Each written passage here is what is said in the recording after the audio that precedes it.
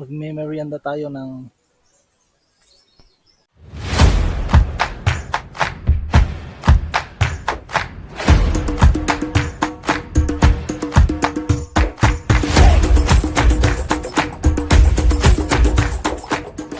So yun guys, good morning. Andito tayo ngayon sa aming farm na undeveloped. And habang hinihintay natin pyesa ng ating chainsaw na in-order online is magkukultivate muna tayo ng mga paninim nating mga nyug. Ayan o. Yan. Ganun. So kailangan natin kasing i-cultivate para mas firm yung sa may base niya or sa may puno niya. Gawa nung nakaraang uwan parang nauuga sila kasi bagong tanim pa lang sila noon. Kaya ganyan ang mangyayari Yung gagawin natin. So yung chainsaw natin guys, as you can see ang dami pang pwedeng chainsaw dito panggatong. Yung mga naputol noong dumaan yung bagyong uwan. Yan So yung chainsaw natin guys, may bumigay na pyesa na putol sa loob and hindi maandar kung wala yon. So nag-order ako online para mapalitan, para ibig sabihin para maandar natin. Kaso wala pa, kaya ito muna ang gagawin natin. So samahan nyo ako. Siguro yung dugtong na tong vlog nito, susunod dito is, andito tayo ulit pero chainsaw na. Alright, let's G!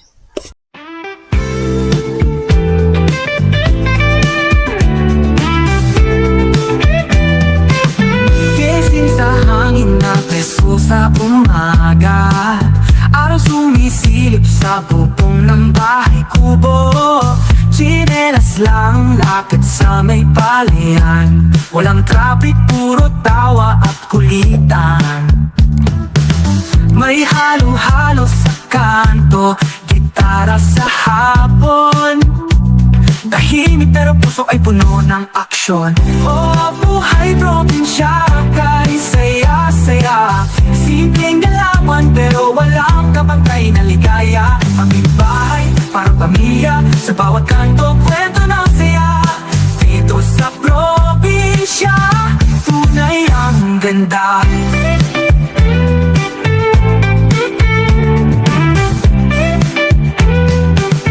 Hapong may manik sa ilalim ng puno, kumakain ng manggang hilaw, may bagoong pa. Oh, kalabaw sa tabi, di nagmamadali. Tila ang oras dito'y marunong maghintay. Tawanan sa kalsada, kwentuhan sa gabi.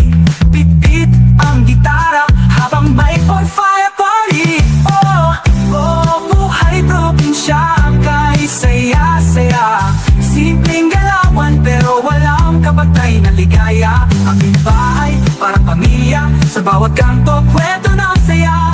Dito sa probinsya, tunay ang ganda. Walang signal pero damang-dama ang koneksyon ng puso't kaluluwa. Di man malaya pero buo ang saya sa aking probinsyang tahanan talaga.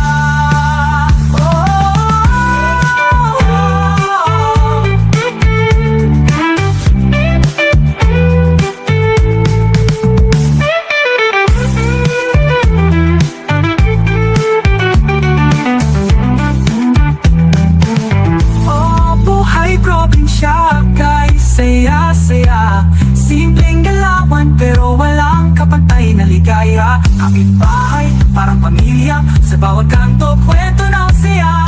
Dito sa probinsya, ito ang tunay na saya. May probinsya, kay saya-saya. Simpleng galawan pero walang... So ganito lang, ganyan. Ginagawa natin. Pampalipas oras lang ba? Habang wala pa tayong ginagawa or hindi pa tayo mga busy-busy. So ganito pala yung nangyari, yung iniwan ng bagyong uwan. Yan, ganyan nangyari. Kasi nung bumabagyo kasi galing dyan sa taas yung tubig, pababa dito. So dinaanan yung butas nung pinagtamnan natin ng nyog.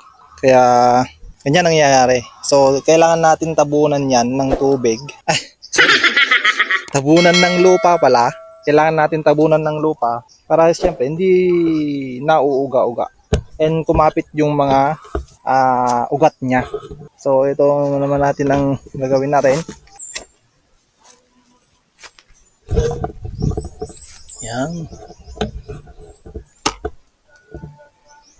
Hay! So yun lang guys. Gagawin ko muna ito and babalikan ko kayo mamaya. Ay siya nga pala. Kung may makapanood nito na nagtatanim din ng niyog or may tanim na niyog na maramihan,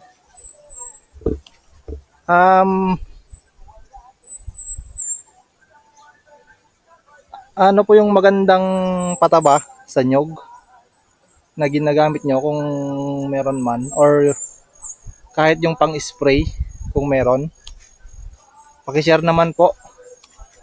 And yes, paki-comment sa ating comment section kung may makapanood po dito sa ating YouTube channel. Alright, balikan ko kayo mamaya. Let's go. So yun, ayun. Magpahinga muna tayo saglit. Magme-merienda tayo ng citrus.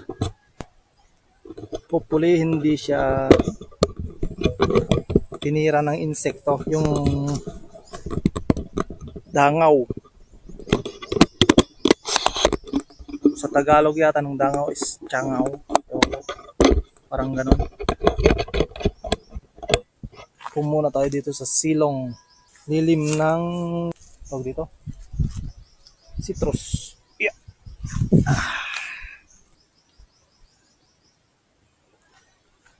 Merienda muna tayo guys ng kan. Hopefully hindi to tinira ng tiyangaw.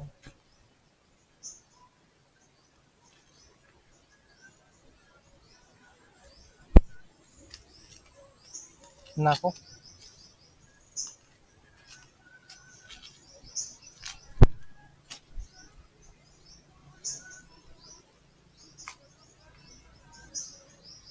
Tinira ng tiyangaw, pero testingin natin.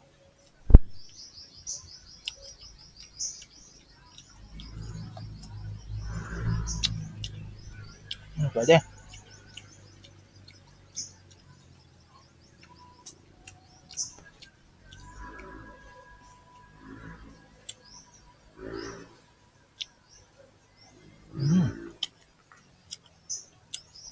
Wala nga lang masyadong katas. Pero pwede pa. Pamatid gutom, pamatid uhaw ba? Kasi naiwan ko yung tubigan ko doon sa taas. Doon.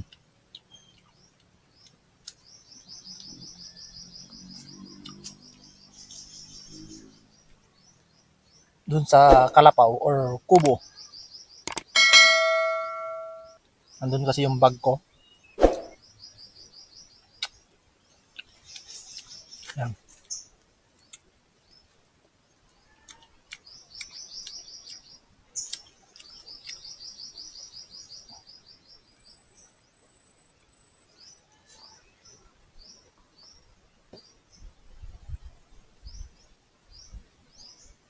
Tumitingin pa ako ng iba. Wala, parang wala na yata.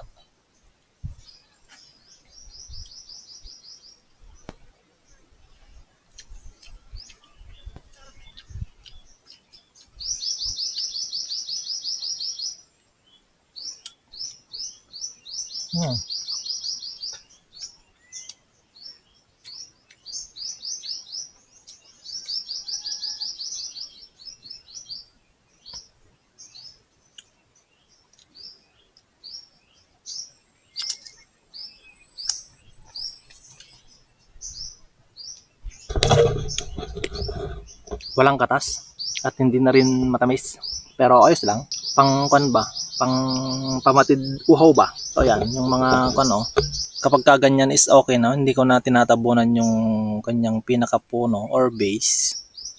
Yun lang, medyo hindi yung parang lumilitaw yung bao or yung bunot niya, yung tinatabunan ko. Dito pa sa parting baba, ang dami na iniwan ni Uwan. Yan o.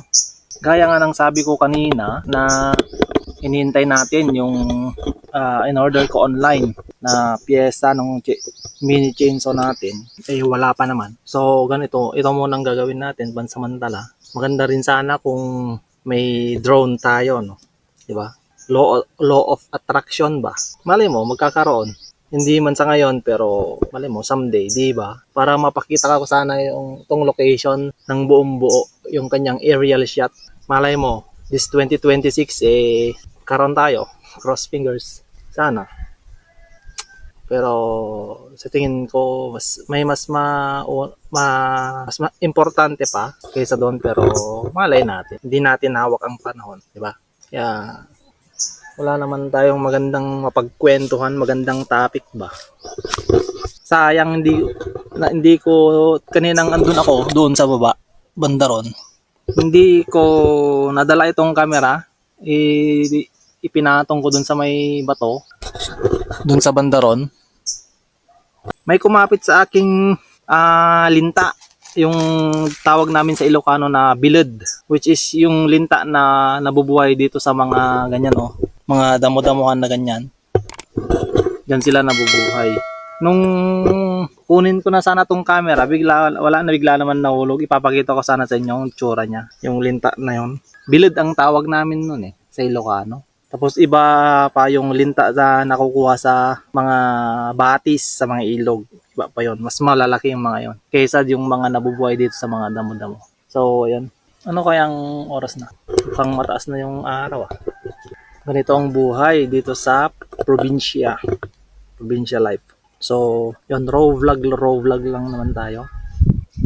Makwento ko na nga rin pala, no? May in-order ako online na parang parang pamatay damo pero sinasaboy, hindi yung tinitimpla at ini-spray. Ngayon, nakalagay doon sa advertisement nila is pwedeng or kaya niyang pumatay ng punong kahoy.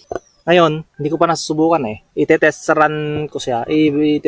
Susubukan ko siya sa puno ng saging muna. Pag kaya niyang napatay isang punong saging, definitely kaya niya ring patayin yung isang malaking punong kahoy. Kasi doon guys sa bukid namin may malaking punong kahoy na parang pinagbabawal nilang ipaputol, ipa-chainsaw. Nakakasagabal naman sa pananim naming palay. Hindi masyadong lumalaki yung pananim nating palay kung nalililiman. Dapat kasi na at least man lang nakakakuha ng sufficient sunlight yung ating tanim na palay. Ngayon, ang nasa idea ko is gagamitin ko yung ganon. In-order ko online na Chinese kasi inchik kasi ang tatak Pero based sa advertisement nila is pwedeng kaya niyang puksain ang mga punong kahoy. Kaya susubukan kong gamitan ng ganon para matanggal na doon. Tsaka kasi pagka pina-chainsaw yon, may mga madadaganan na linya ng hose ng tubig. Pinapakiusapan namin noon yung mga may linya ng hose doon is wala naman silang aksyon na tanggalin sana muna pansamantala yung hose nila doon para mapa-chainsaw namin. Until now, wala naman. Parang wala lang. Deadma lang sila. Kaya yun ang naisip kong solusyon. So, update na lang muli mamaya.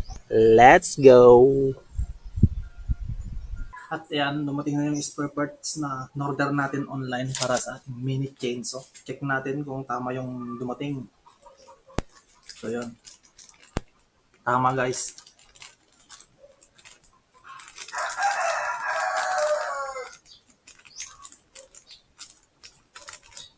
Yan. Ito kasi yung naputol. Yan. Lock yan. Yeah, lock. So kakabit natin mamaya. Let's go. So yan. Susubukan nating palitan yung nasira. Yan yung pyesa Ito kasi yung ganito niya kasi ang naputol. Yan. Lapag muna natin dyan. At magbabaklas tayo. Disclaimer lang pala guys, no? Hindi ako expert sa ganito pero nagbe-base lang tayo sa napanood natin sa YouTube. Siyempre, nasa YouTube University tayo, di ba?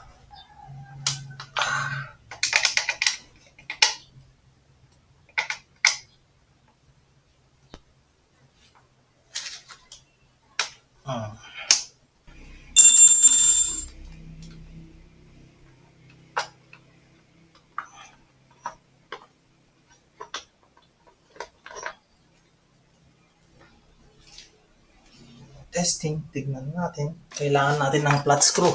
Wait lang.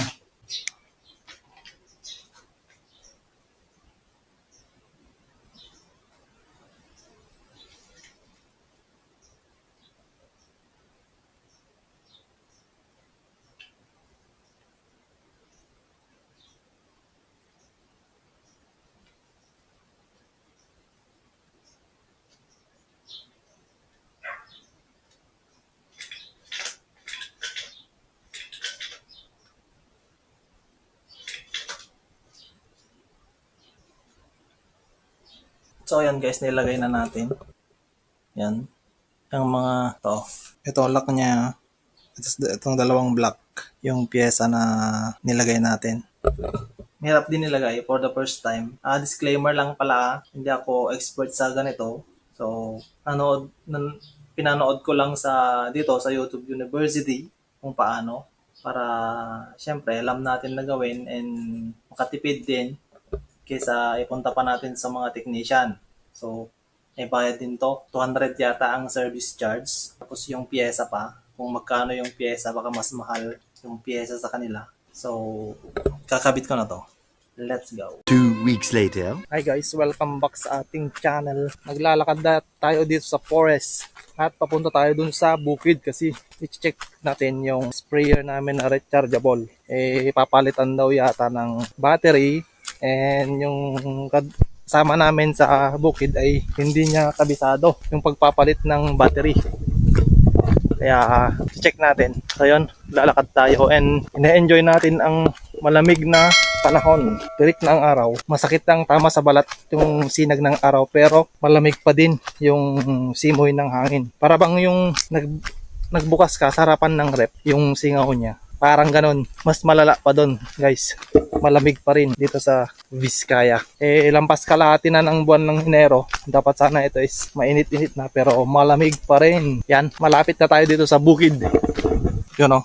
Sabay check na rin yung tanim nating palay. May tanim din silang utong. Ay, sitaw. Oo. Utong kasi sa Ilocano. Ang sitaw. Yan hanggang dun. Yan yung pananim nating palay. Oh. Maganda na yung mga puno. Di ba?